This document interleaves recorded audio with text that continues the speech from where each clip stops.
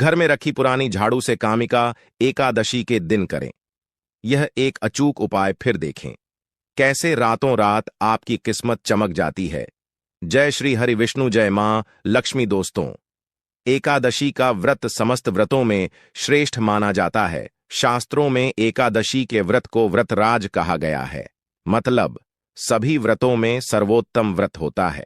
इस व्रत में भगवान श्री विष्णु, जो कि जगत के पालनहार है, उनके निमित्त यानी कि भगवान श्री विष्णु की कृपा पाने के लिए, उन्हें प्रसन्न करने के लिए व्रत धारण करके और विधि विधान से भगवान श्री विष्णु का पूजन किया जाता है।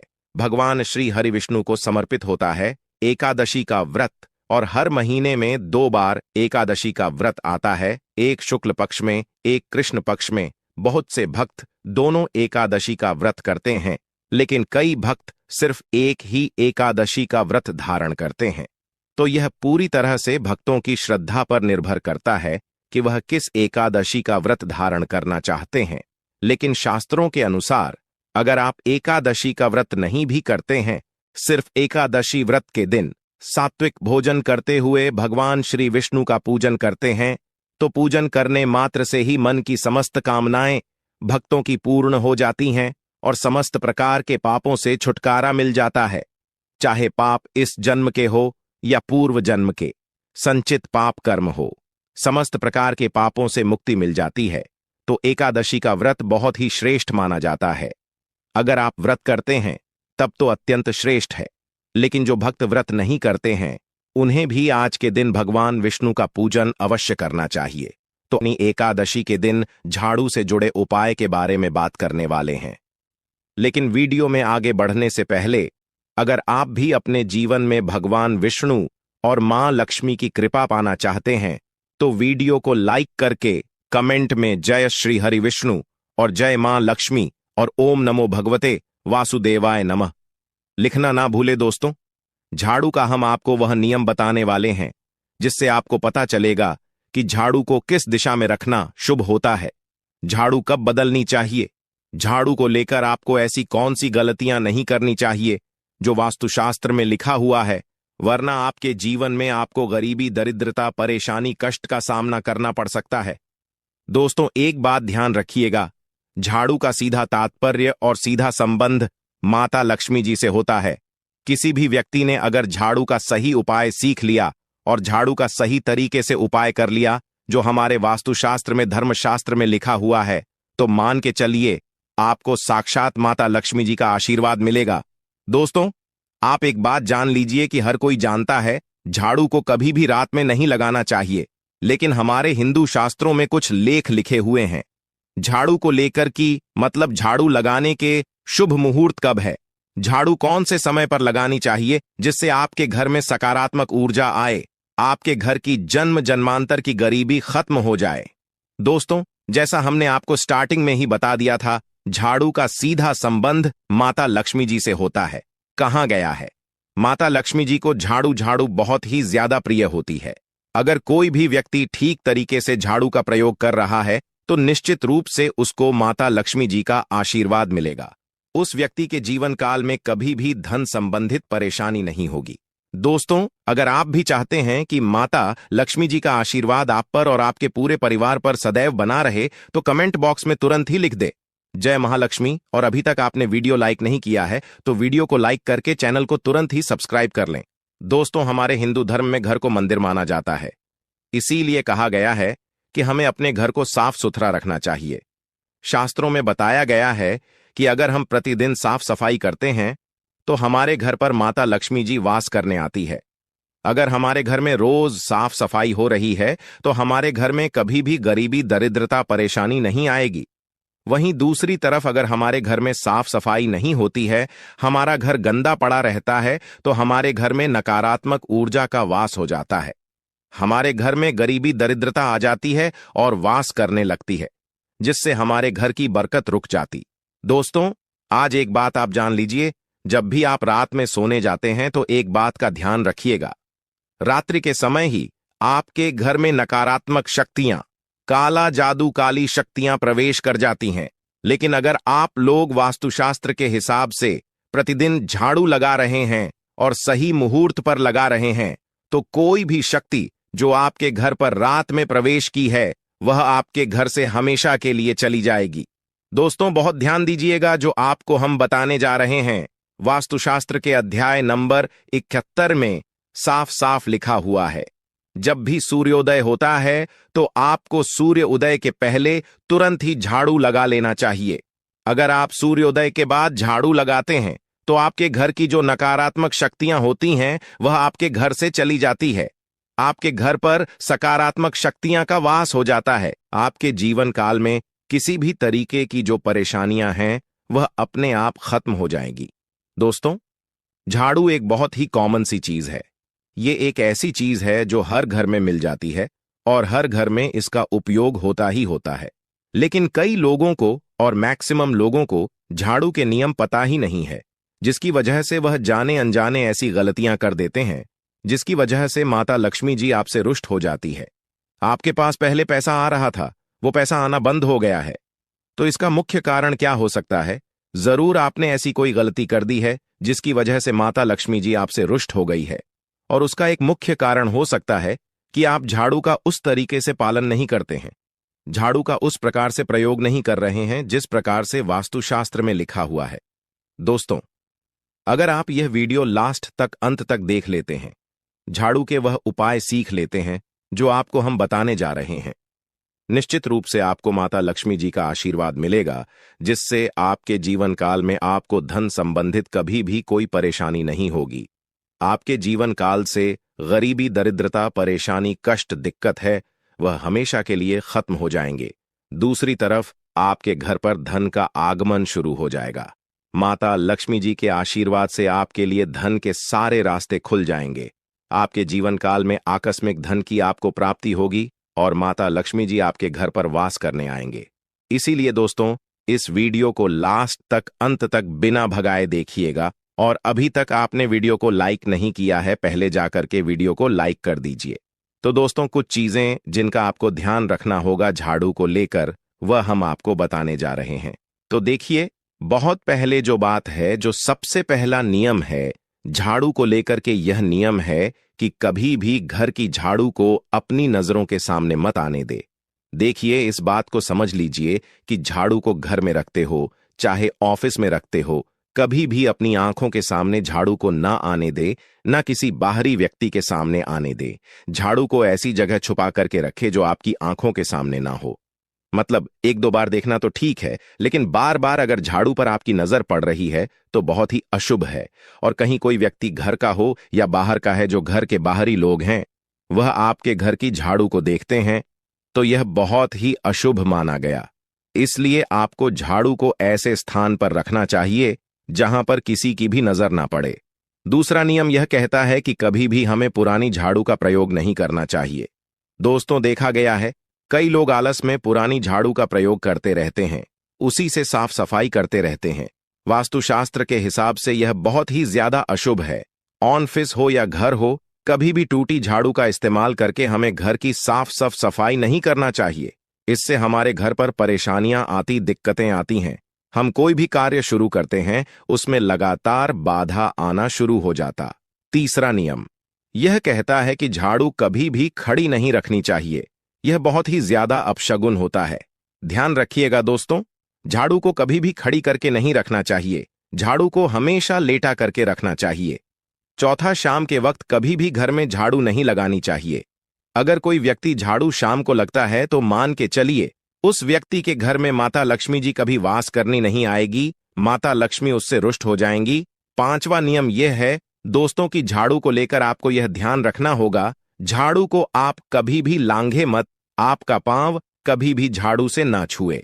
यह बहुत ही ज्यादा अशुभ है, क्योंकि हमने आपको पहले बता दिया है कि झाड़ू माता लक्ष्मी जी का प्रतीक होता है और झाड़ू को लेकर माता लक्ष्मी जी से बहुत ज्यादा तात्पर्य जोड़े जाते हैं। तो कभी भी झाड़ू से अपना पांव लांघे नहीं, झाड़ू के ऊपर से कभी भी गुजरिए मत। ये बातें आपको बहुत ज्यादा ध्यान रखनी होगी। छठा नियम यह कहता है कभी भी झाड़ू को गंदगी वाली जगह पर नहीं रखना चाहिए। मतलब ना बाथरूम के बगल में रखना चाहिए, ना शौचालय के बगल में रखना चाहिए।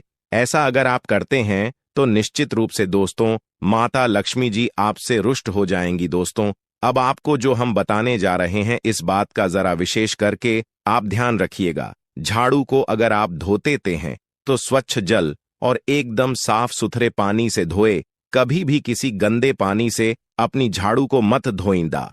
को हम वो नियम बताने जा रहे हैं कि झाड़ू को लेकर के आपको ऐसे कौन से प्रयोग करने चाहिए जिससे माता लक्ष्मी का आशीर्वाद मिले और आपके जीवन काल में धन का आगमन बहुत तेजी से हो जाए। हम आपको नियम बताएं उससे पहले आपसे निवेदन था दोस्त कि अभी तक आपने वीडियो को लाइक नहीं किया है, पहले जाकर के आप वीडियो को लाइक कर दें और कमेंट बॉक्स में जय मां लक्ष्मी लिखना मत भूलिए। दोस्तों अगर आप चाहते हैं कि आपके घर पर सकारात्मक शक्तियां का वास रहे, आप चाहते हैं कि आपके घर में कभी भी कोई नकारात्मक शक्ति ना रहे, तो ध्यान रखिएगा। जैसे सूर्य उदय होता है तो तुरंत ही झाड़ू लगा दीजिए, यह बहुत ही शुभ माना गया है। यह हम आपको स्टार्टिंग में ही बता चुके थे।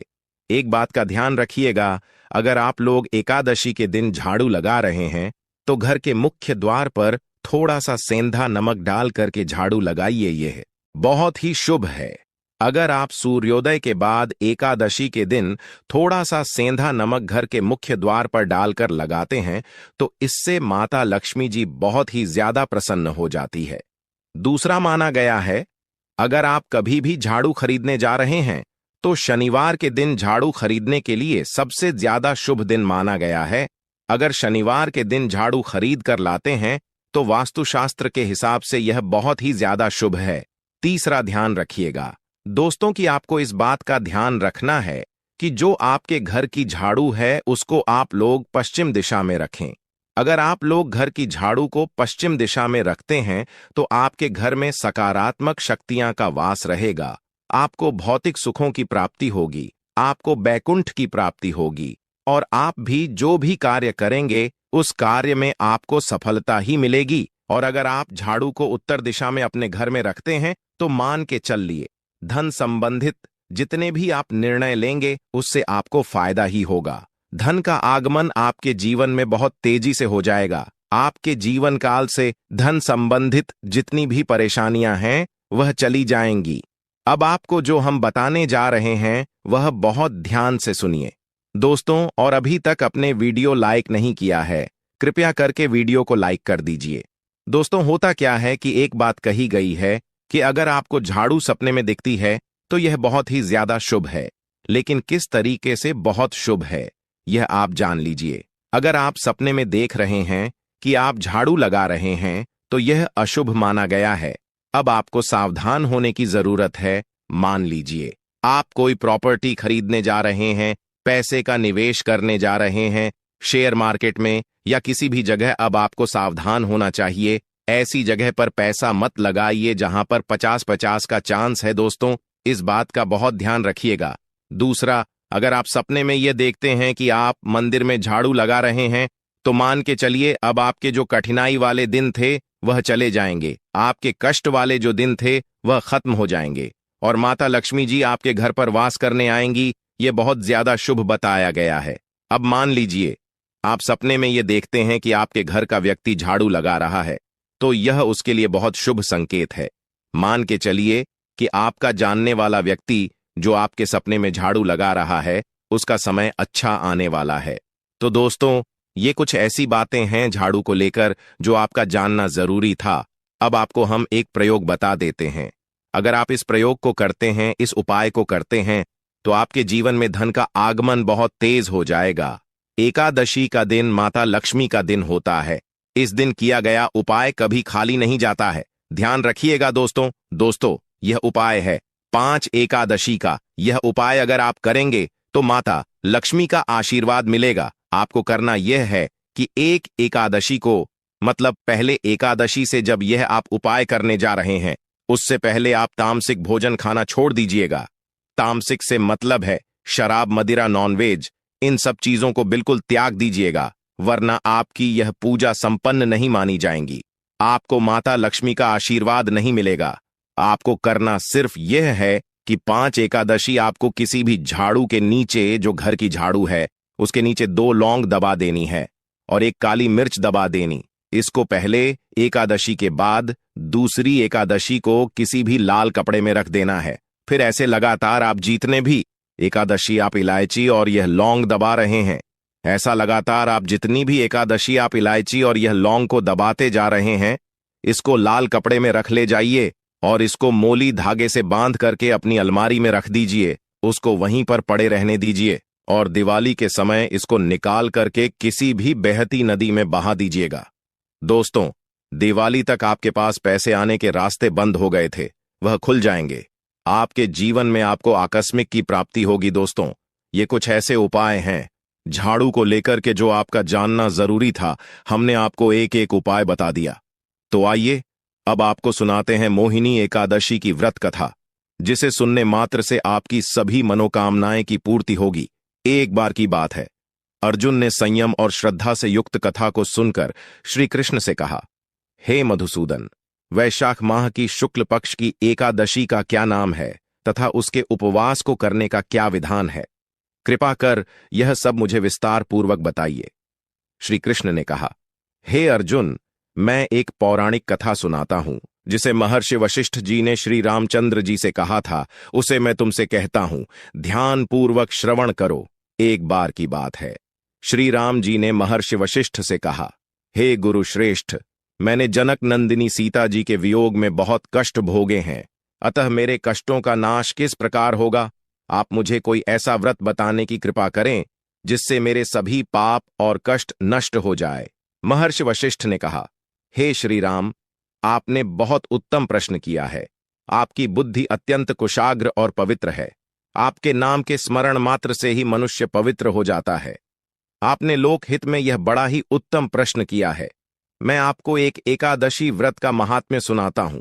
माह के शुक्ल पक्ष की एकादशी का नाम कमिका एकादशी है। इस एकादशी का उपवास करने से मनुष्य के सभी पाप तथा क्लेश नष्ट हो जाते हैं। इस उपवास के प्रभाव से मनुष्य मोह के जाल से मुक्त हो जाता है। अतः हे राम, दुखी मनुष्य को इस एकादशी का उपवास अवश्य ही करना चाहिए। इस व्रत के करने से मनुष्य के सभी पाप नष्ट हो जाते हैं। अब आप इसकी कथा को श्रद्धा पूर्वक सुनिए। प्राचीन समय में सरस्वती नदी के किनारे भद्रावती नाम की नगरी बसी हुई थी। उस नगरी में द्युतिमान नामक राजा राज्य करता था। उसी नगरी में एक वैश्य रहता था जो धन धान्य से पूर्ण था। उसका नाम धनपाल था। वह अत्यंत धर्मात्मा तथा नारायण भक्त था। उसने नगर में अनेक भोजनालय, प्याऊ कुएं, तालाब, धर्मशालाएं आदि बनवाए। सड़कों के किनारे आम, जामुन, नीम आदि के वृक्ष लगवाए। जिससे पथिकोंडा के खेलने में व्यतीत करता था वह बड़ा ही अधम था और देवता, पितृ आदि किसी को भी नहीं मानता था। अपने पिता का अधिकांश धन वह बुरे व्यसनों में ही उड़ाया करता था। मद्यपान तथा मांस का भक्षण करना उसका नित्य कर्म था। जब काफी समझाने बुझाने पर भी वह सीधे रास्ते पर नहीं आया तो दुखी होकर उसके पिता, भाइयों तथा कुटुंबों ने उसे घर से निकाल दिया और उसकी निंदा करने लगे। घर से निकलने के बाद वह अपने आभूषणों तथा वस्त्रों को बेच बेचकर अपना गुजारा करने लगा। धन नष्ट हो जाने पर वेश्याओं तथा उसके दुष्ट साथियों ने भी उसका साथ छोड़ दिया।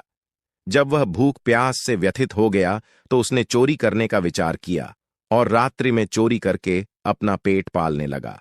लेकिन एक दिन वह पकड़ा गया, किंतु सिपाहियों ने वैश्य का पुत्र जानकर छोड़ दिया।